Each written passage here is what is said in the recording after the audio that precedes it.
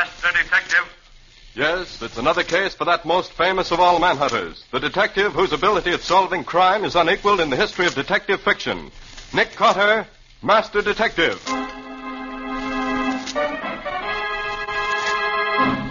Tonight's curious adventure is... The Echo of Death. Or Nick Carter and the Phantom Clue.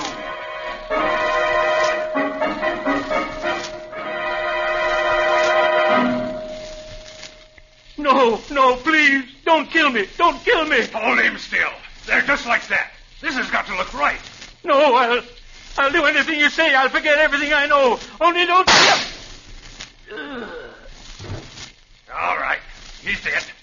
Now, come on.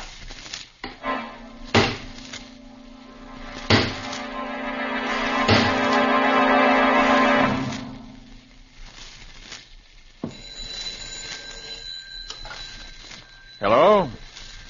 Yes, this is Nick Carter speaking. A case? What kind of case? A disappearance. Well, that's hardly in my line. Oh, I see. Yes. Yes, I understand. All right, expect us late this afternoon. You get that on the extension, Patsy? I should say so. Echo Valley Lodge, private amphibian plane waiting for you at the airport. Come at once, never mind the fee. Who is this Howard Manstead who tosses money around like confetti? A well-known millionaire sportsman, Patsy. But, wouldn't it be more to the point to ask about the man who's disappeared? Oh, you mean James Thurlow, the columnist. Why, he's... Hey, who is he, anyway? That's what you get for not reading the financial pages of the paper, Patsy. Well, come along. We've got to find a taxi and get to the airport. Well, aren't we going to take anything with us? Oh, yes, of course. I was forgetting. I thought you were. I'll need my new dress. You'll want Scubby. Call him and tell him to meet us at the airport. He knows Thurlow. They write for the same paper. But what are we going to... Oh, and one other thing, Patsy. Bring along Volume 3 of the Encyclopedia, E to H. Scubby Wilson and Volume 3 of an encyclopedia. That's just what a girl needs for a visit to a millionaire's hunting lodge.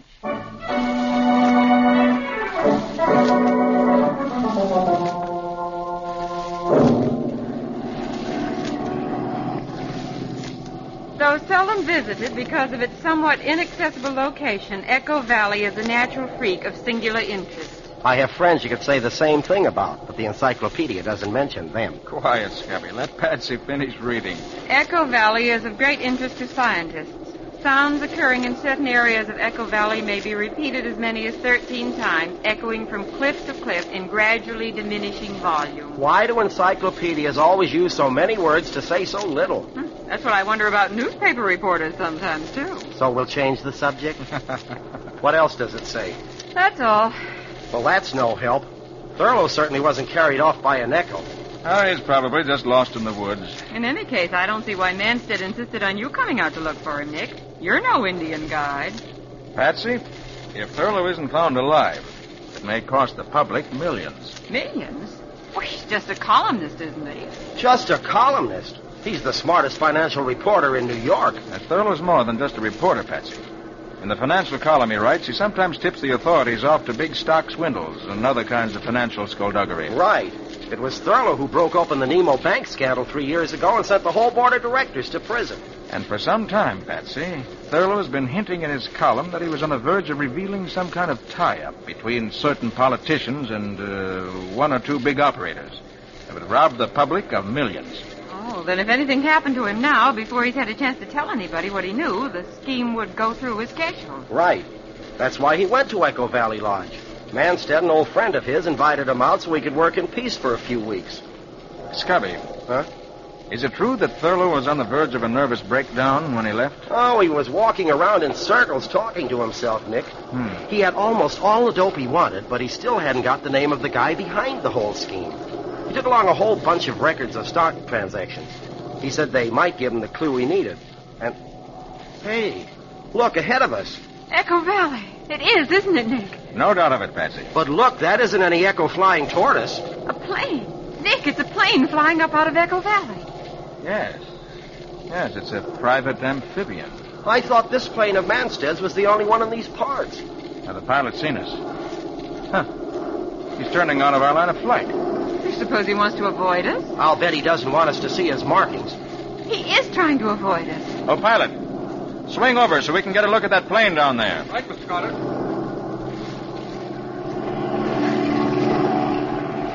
He knows we're trying to get closer to him. Look at him bank to avoid us. He's turned back. He's heading away from us now. Oh, pilot, overtake that plane if you can. Yes, Mr. Carter. Say, isn't that the Manstead hunting lodge down there, right on the edge of the lake? Yes, Cubby, it is. But we're not going to land until we get some idea what that plane's up to. Look, he's diving straight down now. He's going to try to get away underneath us. Oh, he'll never make it. Those private planes aren't built. His wing is breaking off. Couldn't take the strain. He's heading straight for the ground if he hasn't got a parachute. Oh, but he has. Look, he's jumping. There, the chute's opening. And there goes his plane into the trees. Well, that was a narrow escape.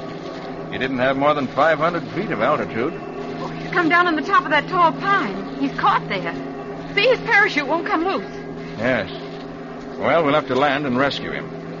Besides, I want to know why he was so anxious to avoid having his plane identified. Oh, pilot. Yes, Mr. Carter. Land in the lake and taxi up as close as possible to the place that fellow came down. Yes.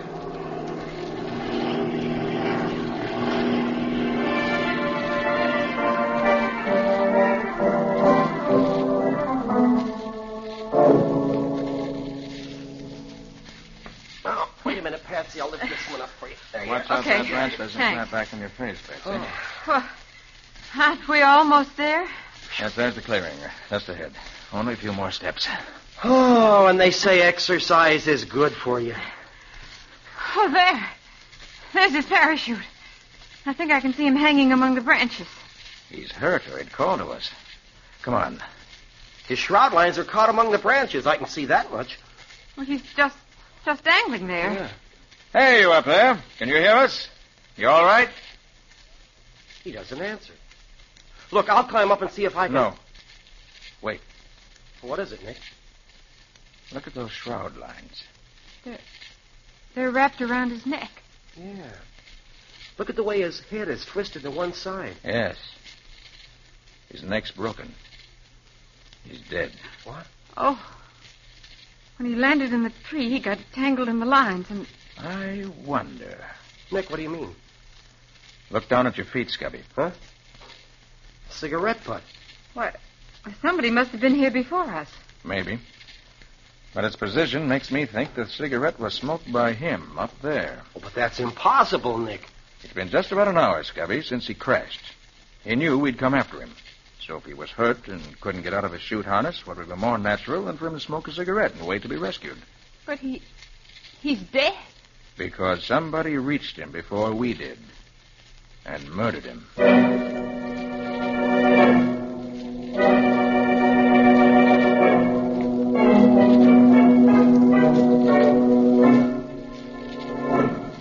And so that's the story, Mr. Carter. As much as we know, anyway. Thurlow just wandered away yesterday morning and never returned. I see, Mr. Manson. And you don't think this mysterious airplane we met just before we reached here has any connection with Thurlow's vanishing? Well, I don't see how it could. But then, as I said, I haven't the slightest idea where the plane could have come from or who was flying it. Yeah. Now, let's go over the facts again, if you don't mind. Oh, of course not. Thurlow arrived here a week ago. Yes, with his wife. I had them flown in my plane. They had the lodge to themselves with my permanent housekeeper to look after them. And you arrived yesterday. In the middle of the afternoon. But Thurlow wasn't here when you arrived? No, he'd already gone out. He told his wife he was taking his revolver along and would take pot shots at the trees and rocks. So you never actually saw him? That's right. The woodsman I employ to look after the property asked me to come and examine some trees he wanted to cut down. About sundown, I got back to the lodge, and Thurlow still hadn't returned. Mrs. Thurlow was becoming worried. I ordered the floodlights we used for landing the plane at night, but he didn't show up. And then in the morning, you called me. Well, first I phoned the nearest forest ranger station. And after that, Mrs. Thurlow was so agitated, I had promised I'd send for you. Where is Mrs. Thurlow? I'd like to ask her a few questions. Well, she's sleeping now. She was up all night, and this morning the housekeeper gave her a sleeping tablet. Shall we wake her? No, not just now. There's still an hour of daylight left. I'd like to take a look around outside. Perhaps I'll open it. Mr. Manstead, Johnny, what is it? his hat. We found it. Thurlow's hat? Where? Near the waterfall. Why, that's not far. It's only a mile from here.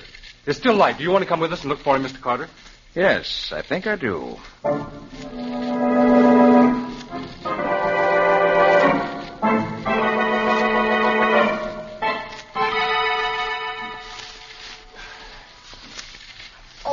Gosh, my ankle. Oh, boy. There's the hat, Mr. Manstead. In that bush. But what in the world could Thurlow have been doing in here? This isn't a trail to the waterfall.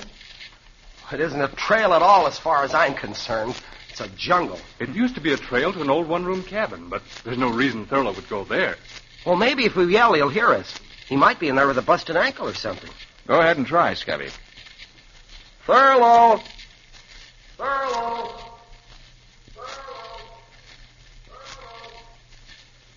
Good gosh, will you listen to that? Well, that's one reason this is called Echo Valley. The cliffs around the waterfall down the trail make a perfect sounding board. Well, if he didn't hear that, he must be dead. If there's a cabin in there, we better take a look at it. Right. I don't see what in the world Thurlow could have come this way for, but maybe he did. Let's find out.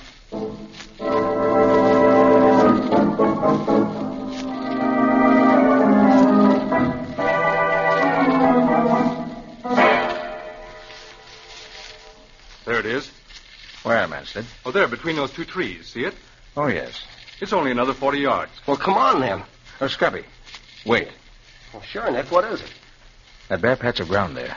Those footprints. Thurlow's footprints. You sure, Scubby? Sure. I've seen those pointed shoes of his too often not to recognize the footprints anyplace. Come on, Nick. Yes. I'm coming. Thurlow's a tall man, isn't he, Scubby? He's a tall man like I'm Henry Ford. He's about 5'5". Why? I thought that... Well, never mind. There's the cabin. Gosh, it doesn't look as if it had been opened in years. Well, it hasn't that I know of. But there are Thurlow's footprints going right up to the door. And somebody's opened the door recently. Look at these broken spider webs around the door jamb. But it won't open now. Oh, here, let me try. It ought to open without any trouble. Yeah, but it doesn't budge. That's strange. Let's take a look through the window. The window's boarded over. The boards haven't been touched. I nailed the window up myself 3 years ago. Nobody came here since. And someone has come here. Thurlow. And he must be inside now. But the window hasn't been touched, and the door is barred on the inside. It looks bad. We'd better break the door down. Suppose we have old Johnny use his axe on it. That'll be quicker. Of course. Johnny, smash the door open for us. Stand back, please.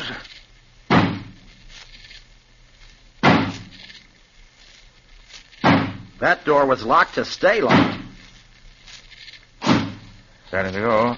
There. That does it. It's open. If you don't mind, I'd like to go in first. Of course. It's dark inside. Here, take my flashlight. Thanks. There he is. Thurlow. He's dead. He came here, bolted himself in, and shot himself with his own revolver. Yes, he's dead, all right. And it does look like suicide, doesn't it?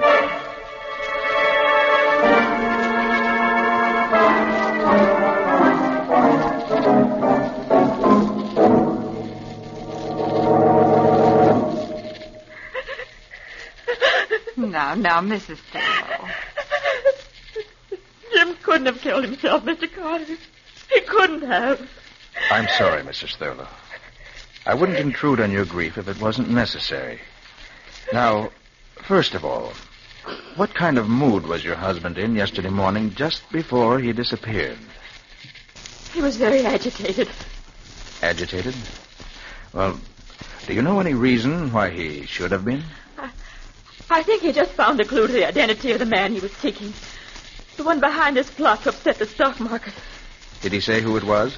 No, he just said he'd stumbled on a clue. And he was so shocked he could hardly believe the evidence. That was why he went out into the woods. He wanted to be alone to think the matter through. Perhaps his notes will tell us what he found. Yeah, I thought of that, Nick.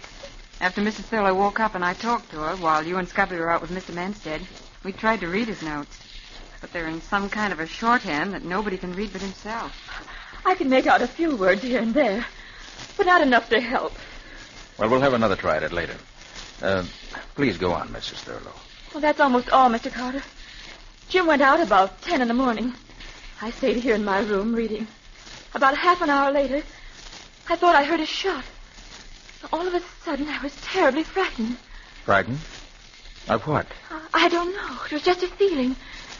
Then I heard the far-off echo of somebody hammering. It was... Oh, it sounded like somebody hammering down the lid of a coffin. And I'm positive it meant that Jim was dead. It's probably someone chopping down a tree, she heard, Nick. Anyway, she went back to her reading and forgot about it. And around 1, Manstead phoned from the village, that's a little town about 10 miles from the hills, for Johnny to come for him in the station wagon. Manstead phoned. But didn't he fly in by plane yesterday? Seems not. The plane was in New York getting a new propeller, so he took the night train. Is that so? Anyway, Johnny went to meet him. He got here about 2:30. The rest of the story is just the way he told it to us. Nick, Thurlow must have killed himself. There just isn't any other answer. I wonder, Patsy. I wonder.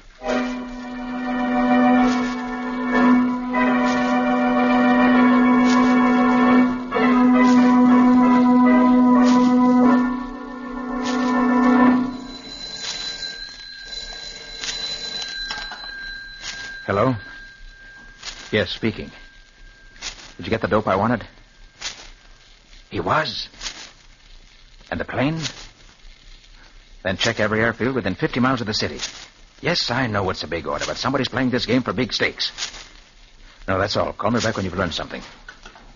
Hello, Carter. I didn't know anybody was here in the library. I took the liberty of phoning New York. I was trying to check on that mysterious plane that we saw crash yesterday afternoon. I see.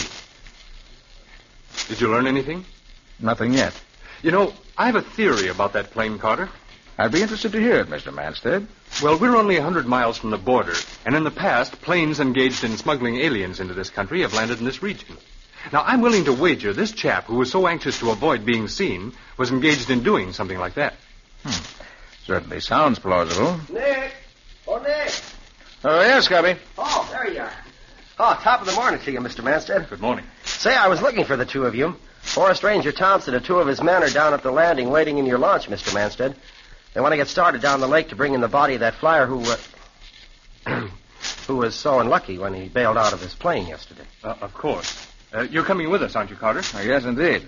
I'm just as interested as you are to see if your theory turns out to be right. Oh, what about Patsy? Shall I go find her? Oh, no, Scubby. She's staying here in the lodge with Mrs. Thurlow. They're going to spend the morning going over Thurlow's notes, trying to decipher them. Well, let's get going. I want to get back in time to phone a story to my paper.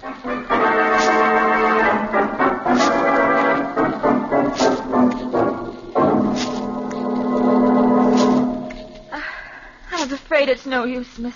Please, just call me Patsy. It's just impossible to read these notes of Jim's, Patsy. They're not only in his own shorthand, but most of them are in code, too. Here's something that seems as if it might mean something. See, it says, I can HB it. HB. Hardly believe. I can hardly believe it. Yeah. Of course, that's what it means. And here's some more. It's clearer. Shall I tell Manstead what I know? The next line. Better not. Instead, must get back to New York.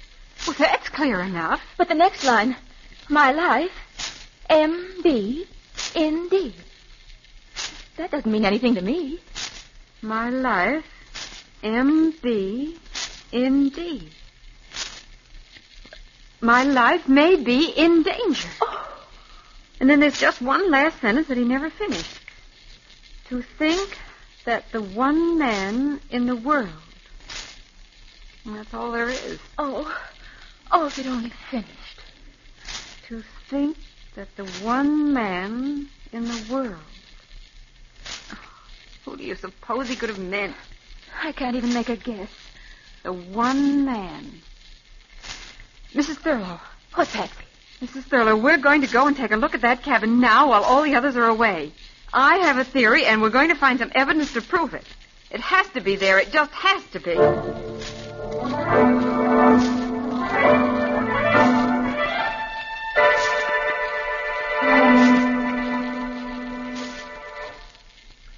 Hello, Nick, my friend. Hey, what's troubling you? You've been sitting out here on this rock for an hour ever since we got back, looking mean enough to bite your grandmother. Scubby, that poor devil of an aviator whose body we brought in was murdered. And Thurlow was murdered. And I can't prove it. But, Nick, couldn't you be wrong? The aviator certainly looked like a natural accident. And Thurlow, if I ever saw a case that looked more like suicide, well, I don't know where it was. Well, that's just it. The aviator I can explain. Someone slipped through the woods, reached him before we did, climbed the tree he was caught in, and strangled him with the shroud lines in his parachute while pretending to help free him. But Thurlow, his own footprints leading into the cabin. The window boarded over and the door bolted on the inside. If somebody killed him, well, how did they get out? I don't know, Scubby. It isn't possible. Yet it was done. I'm going to break the... Hey, Scubby, what's that in your hand? Oh, just a shiny new nail I picked up somewhere. Somebody must have been fixing something. A nail. And Mrs. Thurlow said she heard the echo of hammer blows the morning her husband died. Yeah, said they sounded like somebody hammering down the lid of a coffin. Dames sure have imagination. But that's just what she did hear. Huh? She heard the echoes of somebody nailing down the lid of a coffin.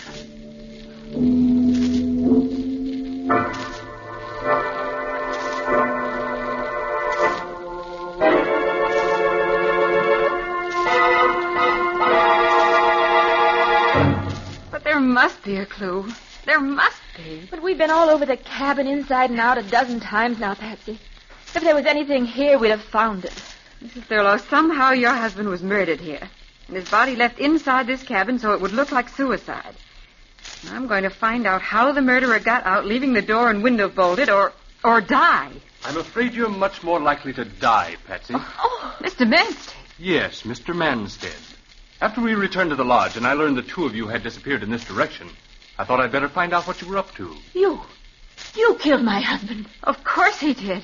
Who else could your husband have meant by the one man in the world he'd never have believed guilty? But he was Jim's friend. That's what he wanted you to think. He pretended to be a friend so he could always keep checking what your husband learned. And he invited you both here so he could commit murder if he decided it was necessary. A very interesting theory. But I'm afraid I can't give you a chance to tell it to anyone else. Johnny. Right here, Mr. Manstead. Come inside and close the door. What are you going to do to us? He thinks he's going to kill us. He hasn't got that gun in his hand for fun. Johnny, the old mine shaft is close by. Now, if these two ladies out walking had the misfortune to stumble into it, it would be very tragic, wouldn't it? Lots of people fall down old mine shafts. So they do.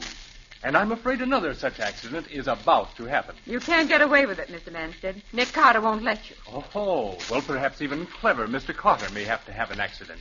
Help me silence him, Johnny. Quickly. No, Nick! Quiet! No! Quiet, I say!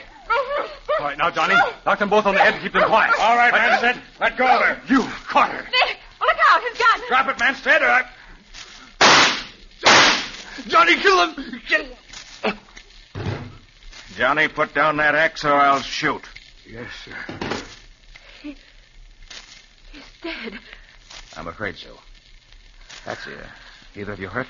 No, Nick. You came just in time. But how? How did I know Manstead was a murderer? I knew that from the time we found this cabin. But it took an echo to prove it. The echo, Mrs. Thurlow, that you said sounded like someone hammering. But I don't understand. Scubby's bringing Ranger Thompson. As soon as they get here, I think I'll be able to clear up a lot of mysteries. So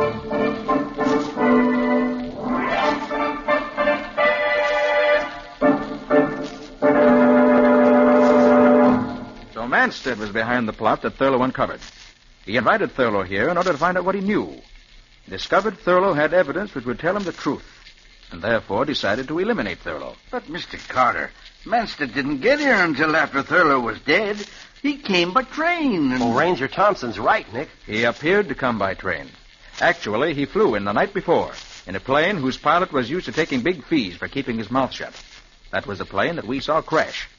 Something delayed it from leaving in time to avoid us, and in the pilot's effort to keep away from us, well, we all know what happened.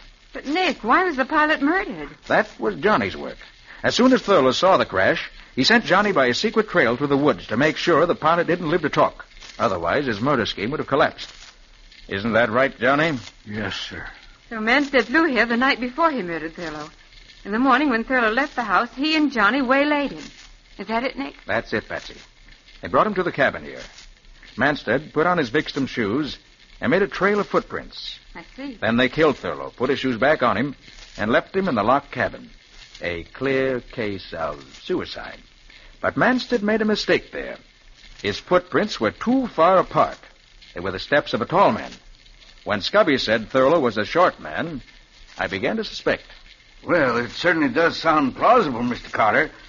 But you still got to convince me Manstead could get out of that cabin and leave the door barred from the inside. Make it good, Nick. Johnny knows the answer. You all remember that Mrs. Thurlow said she heard the echo of hammer blows. You mean she really did hear someone hammering? Exactly. This is a small cabin with a roof lightly nailed in place. Now look up there. What's that flashing in the sun? Looks like nail heads. Somebody's hammered new nails into that roof all along this side. Nick, is that the clue I was looking for? That's the clue you were looking for. Scubby and I saw it yesterday, but we weren't smart enough to know what it meant. Here, I'll take Johnny's axe and push the blade in under the eaves and pry upward like that. Well, the whole roof's lifting up. Well, blow me down. Manstead and Johnny pried up the flimsy roof before they killed Thurlow. Then, leaving the door barred, they climbed out. And Johnny nailed the roof back into place. Right. So they were hammering the lid on the coffin, so to speak. Thurlow's coffin. And due to the curious echoing qualities of the rocks, the sound carried to the lodge, and Mrs. Thurlow heard it. I didn't think it meant anything until I noticed the nail Scubby picked up someplace.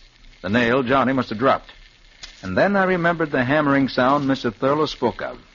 And suddenly the whole thing was clear. Well, it sure wouldn't have been clear to me if you hadn't explained it, Mr. Carter. I certainly wouldn't ever have worked it out with just an echo for a clue. Oh, but that was an unusual echo. Remember how cleverly it answered? And when it comes to answers, Scubby, Nick Carter is the man who gets them.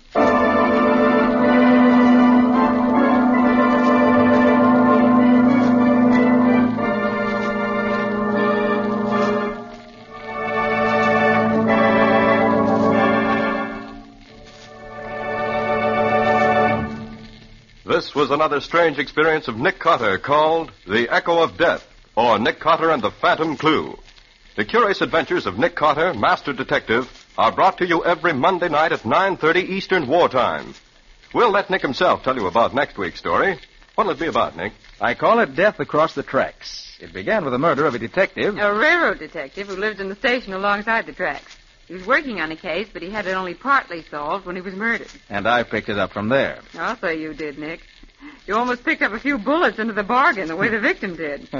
When you called it Death Across the Tracks, you were right in more ways than one. This sounds more and more intriguing. And how did it wind up, Nick? Well, we'll tell you that next week. But I can say this much. I had a stroke of luck. Nick always calls it luck when he uses foresight. Good night, folks. Yes, good night, folks. And good night, Patsy and Nick. In tonight's strange adventure, Nick Carter was impersonated by Lon Clark. Patsy was impersonated by Helen Choate. Original music was played by Lou White. The entire production was under the direction of Jock McGregor.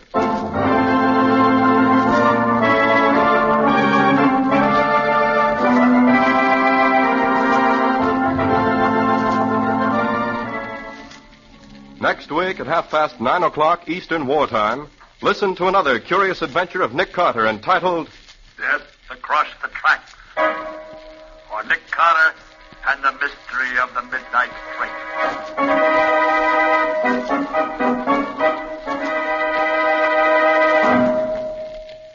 This story is a copyrighted feature of Street and Smith Publications, Incorporated. And here's a special note. Beginning next week, Nick Carter will be heard over most of these same stations on Mondays at 9:30 p.m. Eastern Wartime.